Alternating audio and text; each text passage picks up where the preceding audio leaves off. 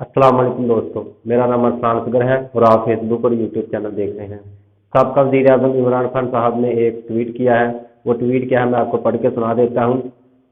इमरान खान साहब ने कहा है कि मीडिया रिपोर्ट्स के मुताबिक मेरे खिलाफ कत्ल की साजिश की तहकीकात करने वाली तहकीकात मुश्तरका तहकीकाती टीम के जेआईटी मेंबरान पर जेआईटी की रिपोर्ट से फासला इख्तियार करने के लिए दबाव डाला जा रहा है, जिससे मेरे इस यकीन पर मोहर तस्दीक सब्त होती है कि मेरे इस कत्ल की साजिश के पीछे ताकतवर हल्के ही कारफरमा थे। तो दोस्तों, क्या इन इन दोनों केसेस का जो अरशद शरीफ साहब का केस था, कि इमरान खान साहब के कत्ल की साजिश की जो इन पर जो कातिलाना हमला किया है, इनके क्या इनका कोई नतीजा निकलेगा या इनका कोई नतीजा निकलने देगा?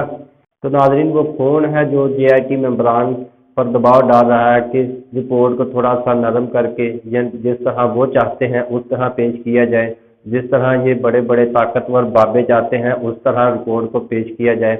इसी तरह अरशद शरीफ साहब का कत्ल का केस है, उनके केस के लिए कोई वकील मान ही नहीं रहा कि उनका केस लड़ा जाए। दो वकील राजी हुए थे, बाद में कुछ अरसे के बाद उन्होंने भी जवाब दे दिया कि हम ये केस नहीं लड़ सकते। तो दोस्तों, वो कौन है जो इन तमाम लोगों पर दबाव डाल रहे हैं, जो दबाव डाल रहे हैं कि पीछे रहिए, इन केसेस पर आप मत बोलिए? तो क्या इन दोनों केसेस का कोई नतीजा निकलेगा या फिर से अवाम को ट्रक की बत्ती के पीछे ही लगाया जाएगा? जुल्फ़िकार अली भुट्टो साहब का केस है, इमरान खान साहब का केस है, और उसके बाद जो अरशद शरीफ साहब का केस है, मोहतरमा बेनज़ीर भुट्टो साहब का केस है। आज तक इनके इन दोनों केसेस का जो कोई आज तक कातिल पकड़ा नहीं गया। तो क्या दोस्तों, इन दोनों केसेस का भी जो अब इमरान खान साहब और अरशद शरीफ साहब का केस है, इनका भी कोई इसी तरह कोई नतीजा नहीं निकलेगा? क्या इसी तरह वक्त को ज़ाया किया जाएगा और एक दिन और आहिस्ता आहिस्ता आवाम थक हार कर भूल जाएगी और पूछना ही बंद कर देगी? मेरी तलाश के मुताबिक अगर इस मुल्क में कोई केसेस हल हुए हैं तो वह एनआरओ के केसेस हैं और अरबों रुपए की करप्शन के केसेस हैं, और तो कोई बड़ा केस ऐसा नहीं है जो हल हुआ हो। इसी तरह टाइम को ज़ाया किया जाता है और आहिस्ता आहिस्ता आवाम जो है, आवाम में रुझान कम हो जाता है तो आवाम सवाल पूछना छोड़ देती है।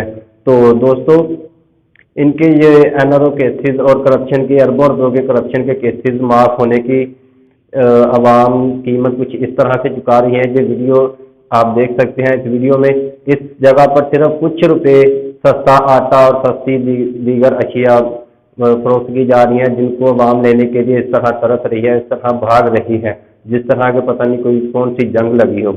आपकी परेशानी किस नहज पर पहुंच चुकी है, इस वीडियो से आप अंदाज़ा लगा सकते हैं। कभी वो दिन थे कि जब अवाम को, लोगों को पनाहगाहों में मुफ्त 3 वक्त का साफ सुथरा खाना बिठा कर खिलाया जाता था और रात गुजारने के लिए गर्म बिस्तर भी फराहम किए जाते थे। जिनीवा में अक़वाम मुत्तहिदा के सेक्रेटरी जनरल एंटोनियो गुटेरेस की सरबराही में मेज़बानी में जिनीवा डोनर्स कॉन्फ्रेंस मुनक्किद की गई है, जिसमें पाकिस्तान में जो मौसमियाती तब्दीली की वजह से आए हुए सैलाब की तबाहकारियों से निकलने के लिए और इन मुतासरा इलाकों की तमीर और तरक्की के लिए एक कॉन्फ्रेंस की गई है, जिसमें मुतअद्दिद मुल्कों ने और बैंकों ने भी पाकिस्तान की काफ़ी मदद की है, जिसमें इस्लामी तरक्याती बैंक ने 4.2 अरब डॉलर और वर्ल्ड बैंक ने 2 अरब डॉलर और सऊदी अरब ने 1 अरब डॉलर देने का वादा किया है, और भी चाइना, अमेरिका और यूरोपीय यूनियन भी मदद करने का वादा किया है। इससे तकरीबन 9 अरब डॉलर मालियत बनती है और पीडीएम की खुशी का तो कोई ठिकाना ही नहीं है, जिससे ये तासुर देने की कोशिश की जा रही है कि हमने मुल्क को डिफ़ॉल्ट से बचा लिया।